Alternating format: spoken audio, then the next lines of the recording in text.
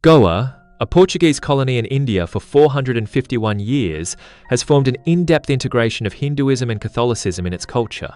Portuguese colonizers forcibly promoted Catholicism in Goa, built churches and missionary schools, and made Portuguese the official language. Hinduism, as the local native belief was not completely eliminated, but integrated with Catholicism, forming folk culture and religious rituals with both Hindu and Catholic characteristics. This integrated alienation stems from the communication logic of the Indian civilization's spiritual faith-driven.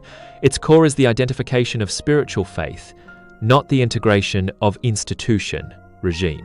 Under the impact of colonial religion, the native faith can continue its vitality through integration with colonial religion and form a new cultural form. Hong Kong and Macau, as British and Portuguese colonies in China for more than a century, have always maintained the core traits of the Huaxia civilization and finally realized the complete return of system and sovereignty. This process stems from the communication logic of the Huaxia civilization's institution regime dominated. The core of Hong Kong and Macau is the Huaxia ethnic and cultural identity. Even under the rule of the colonial system, the people of Hong Kong and Macau still maintain the same language, customs and cultural traditions as the mainland, and the institution regime order of the Huaxia civilization has become the core legal and cultural foundation for the return of Hong Kong and Macau. In 1997 and 1999, Hong Kong and Macau returned to China one after another, restoring China's sovereignty and administrative integration and being reincorporated into the institutional and political power system of the Huaxia civilization, which has become the core embodiment of the orderly resilience of the Huaxia civilization's institution regime-dominated mode. The comparison of the colonial heritage of Goa, Hong Kong, and Macau confirms, again, the essential divide between the communication modes of Chinese and Indian civilizations. The resilience of the Indian civilization is reflected in the integration and innovation of spiritual faith.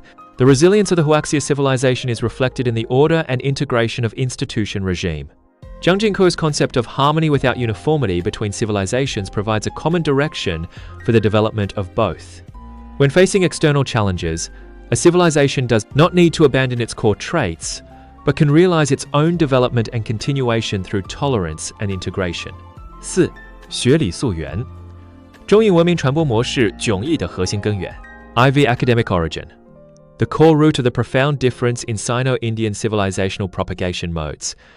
The essential divide in the cross-regional marginal propagation modes of Chinese and Indian civilizations is not an accidental historical choice, but jointly determined by the core traits, geographical environment and economic structure of the two civilizations.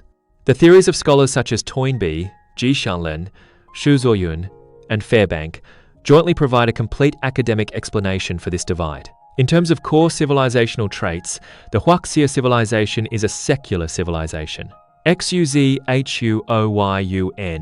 pointed out in the Weave of Huaxia Civilization that the core of the Huaxia civilization is the construction of secular order.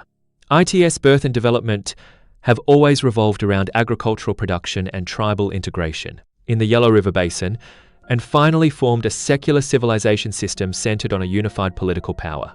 Fairbank's Confucian bureaucratic complex theory further points out that as the spiritual core of the Huaxia civilization, the core of Confucian culture is the secular ethics of self-cultivation, family regulation, state governance, and world peace, rather than religious ideas pursuing life liberation. ITS significance is to provide moral and institutional support for the unified political power, which determines that the spread of the Huaxia civilization must be accompanied by the institution regime system. The Indian civilization, on the other hand, is a religious civilization.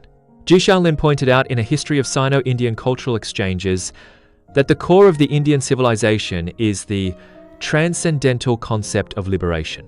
Born in the tropical monsoon climate and complex ethnic structure of the Indus River Basin, Indians take the pursuit of life liberation as the ultimate goal in the face of the uncertainty of nature and society, and finally formed a religious civilization system centered on Hinduism and Buddhism.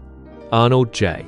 Toynbee called Hinduism-Buddhism the universal church of the Indian civilization in a study of history, believing that it is the core spiritual carrier of the Indian civilization, which can exist and spread independently without the support of political power. In terms of geographical and economic structure, the Huaxia civilization, was born in the Great Plains of the Yellow River Basin. The agricultural economy of intensive farming requires a unified political power to organize water conservancy projects, allocate land, and maintain production order, which determines that the Huaxia civilization is bound to move towards a unified secular political power, and its spread is also bound to take the territorial expansion of political power as the core. The Indian civilization was born in the fragmented plains of the Indus and Ganges basins. Geographical division led to India's failure to form a truly unified political power for a long time. Its economic structure was dominated by commercial and nomadic economies, and cross-regional commercial exchanges became an important carrier for the spread of the Indian civilization, which determined that the spread of the Indian civilization must take spiritual faith as the core and realize cross-regional infiltration relying on commercial networks. In terms of civilizational self-determination capacity, Toynbee's theory of self-determination capacity proposed in a study of history points out that the growth of a civilization lies in shifting the focus of challenges from the outside to the inside.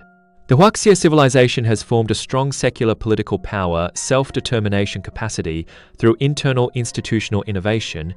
Its spread is the external extension of the internal institutional order. The Indian civilization has formed a strong spiritual faith self-determination capacity through internal religious innovation, and its spread is the external infiltration of internal religious ideas. In summary, the essential divide in the propagation modes of Chinese and Indian civilizations is an inevitable result of secularity versus religion, unified political power versus fragmented pattern, and agricultural economy versus commercial economy. This divide has run through the thousands of years of development of the two civilizations and has become the core clue to understanding the marginal radiation of ancient Eurasian civilizations. The conclusion: the contemporary enlightenment of civilizational marginal effect, harmony and diversity, plurality and symbiosis. Arnold J. Toynbee predicted in a study of history that the future world will not be unified by a single civilization, but will move towards a global society of coexistence of diverse civilizations. The cross-regional marginal propagation modes of the Huaxia civilization characterized by institution regime dominance, and the Indian civilization characterized by spiritual faith-driven as the two core paradigms of human civilizational communication, provide important historical enlightenment for contemporary civilizational mutual learning. J.I. Shanlin's theory of bidirectional Sino-Indian cultural exchanges and Zhang Jingqui's concept of harmony without uniformity between civilizations both point to a core conclusion. The value of a civilization lies in its uniqueness, and the development of a civilization lies in its inclusiveness. The institution regime-dominated mode of the Huaxia civilization proves that secular order and political power integration are important foundations for the stability and continuation of a civilization, and its trait of inclusive and pluralistic faith provides a classic model for the governance of multi-ethnic and multi-religious countries.